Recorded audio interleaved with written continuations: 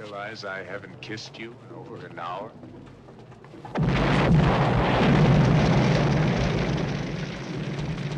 We see significant changes in films made before and after the war. Although the war has left tremendous impact on the world, it has also generated diverse reactions from filmmakers around the globe. Some filmmakers looked at the world with cynicism, while others treated the trauma with positivity. This video will discuss how filmmakers have brought changes in film technology and techniques to post-war movies. First, we're going to discuss filmmakers who treated adversity with peace. In 1953, Yasuo Ozu made Tokyo Story. Although Ozu, even back then, was known for making similar films over and over again, Tokyo Story stood out as it contains Ozu's strong sentimentality towards the war. Ozu used Tokyo as its backdrop for the family drama. Tokyo itself plays as a cult character through Ozu's lens. Japan has been focusing on post-war reconstruction after losing the war.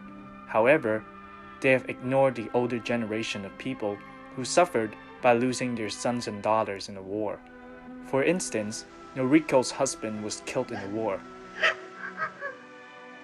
Tokyo is a symbol of isolation, a westernized society which the older generation could not get used to. Ozu loved his establishing shots, which are also called pillow shots. The contrast between Onomichi in western Japan and the metropolis Tokyo bring impact to the Hirayama couple. Onomichi is peaceful and quiet, while Tokyo is loud and cramped. Ozu played with sounds during the retired couple's stay at the hot spring spa at Atami. The young people next door disturbed their sleep. Although we can see Ozu's reluctance to accept the rapid changes in Japan, the Hirayama couple still treats all kinds of adversity with calmness. The cinematography perfectly manifests Ozu's mentality. Sajajid Rai understands his materials in Apur Sansar, partly due to the parallels between Apu's ambition with his own. Apu's dream to become a writer has constantly been shattered by his unfortunate circumstances. Although the story wasn't directly related to the war, it is hard to avoid imagining the post-war impact on Rai as a filmmaker. The story of Apur Sansar is a classic melodrama, which could have easily been turned into a cliché if the screenplay was handled by a less humanistic director.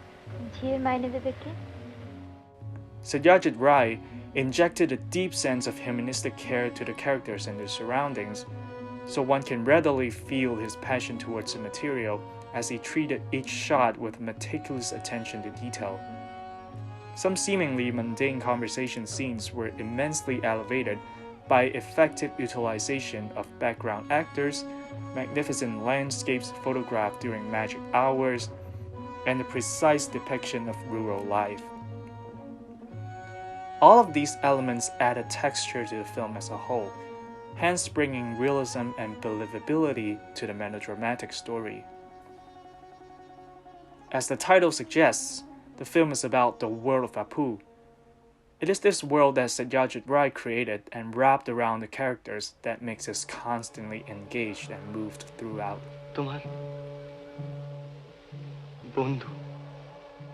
Next, we're going to discuss filmmakers who lens their films with an apocalyptic quality or cynicism. Federico Fellini's 1954 film La Strada utilizes an outwardly expressive clown-like character, Gelsomina, and the hardcore poker-faced macho man, Zampano, to suggest the tension between post-war Italy and America. The motive of the sea shows the universal theme of escapism. The first shot starts in early morning at the shore, and the last shot ends in late night at the shore. Although Gelsomina wants an escape from Zampano's influence for a certain amount of time, she eventually fails to escape. Her fate seems to be set. Fellini thinks Italy is single-minded, innocent, and dependent. In order to reconstruct Italy, Italians first have to reinvent themselves to become more independent and mature.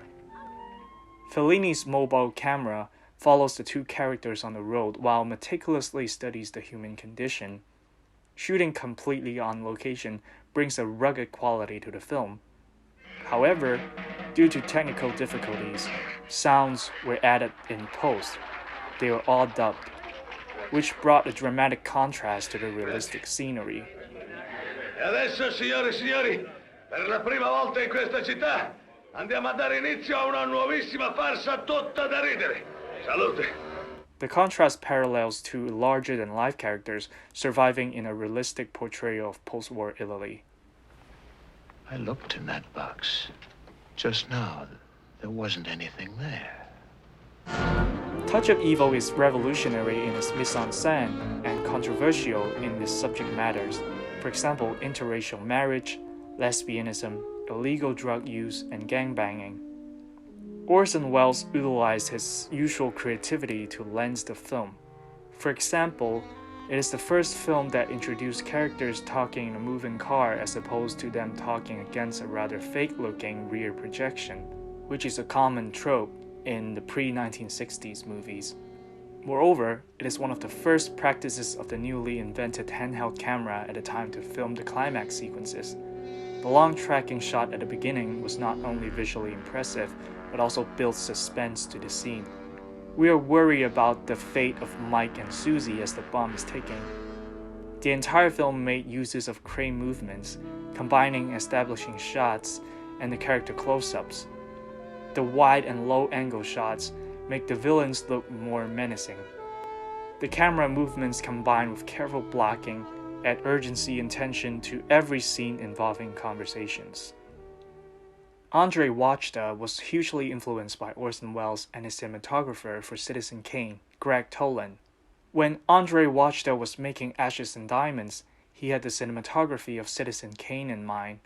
For example, the low-angle shots showing the ceiling to add claustrophobia to the scene, and the low-key lighting combined with apocalyptic images such as the dying man in front of the church and the upside-down Jesus on the crucifix create a pessimistic tone to the film, which manifests Wajda's uncertainty about the future of Poland. However, with uncertainty comes possibilities. After the war, the world also generated a lot of great avant-garde filmmakers. For example, Chris Marker made Letter from Siberia, which is extremely precise with its editing, making ingenious utilizations of animation, voice-over narration that continuously calls attention to itself. For example, the narrator described the same juxtaposition of shots in various kinds of ways to alter the audience's perception of the meaning of the shots. Marker also used mock advertising and spatial editing that matches multiple seemingly unrelated shots.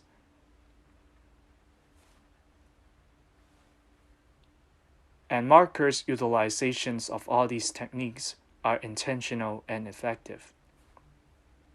The other avant-garde filmmaker that's worth mentioning is Kenneth Anger. His short film Fireworks made innovative utilizations of masculinity and sexual fantasy in his cinematography, which channels Anger's assertion of his homosexuality. The invention of a portable-sized camera also increases the possibility of documentary and low-budget filmmaking. For example, in Primary, Robert Drew used a wide-angle lens and a handheld camera to shoot extended scenes with John F. Kennedy and Jacqueline Kennedy during the primary election. In France, Jean-Luc Godard made Breathless. Godard filmed most of his scenes with a handheld camera without a script. Combined with the jazz soundtrack, Breathless feels like an impromptu piece filled with Godard's admiration towards Hollywood and genre films. We see significant changes in films made before and after the war. Although the war has left tremendous impact on the world, it has also generated diverse reactions from filmmakers around the globe. Some filmmakers looked at the world through an apocalyptic lens, while others treated the trauma with a peaceful mind. Most importantly, the war has proven to filmmakers that films should no longer be made exclusively in studios. New camera equipment had been invented, partly due to a war for combat photographers, to allow filmmakers to shoot and record sound on location. the mobility of film has been greatly enhanced. Beyond uncertainty lies a world of possibilities.